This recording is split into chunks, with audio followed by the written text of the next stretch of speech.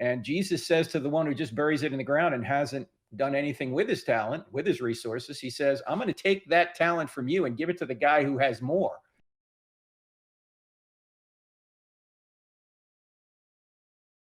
Because look, in a world where you have different gifts, different circumstances, different motivations, people are not going to wind up in the same place.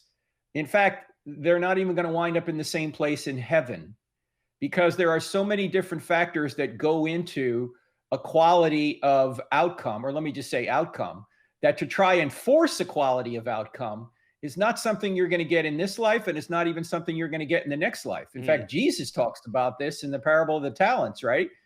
That everyone knows the parable of the talents. He gives, 5 talents to one, 3 to another, and 1 to the third. And the first 2 actually invest and actually double their money, so to speak. And the third one just buries it in the ground. And Jesus says to the one who just buries it in the ground and hasn't done anything with his talent, with his resources, he says, I'm going to take that talent from you and give it to the guy who has more because he's actually done something with his resources and you haven't.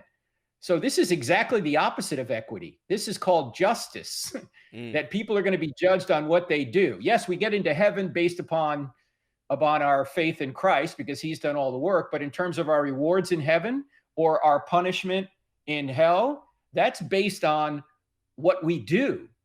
And so this idea that equity is something that Christianity demands is completely against the scriptures. It's not something we can demand. It's not something that will even happen in heaven.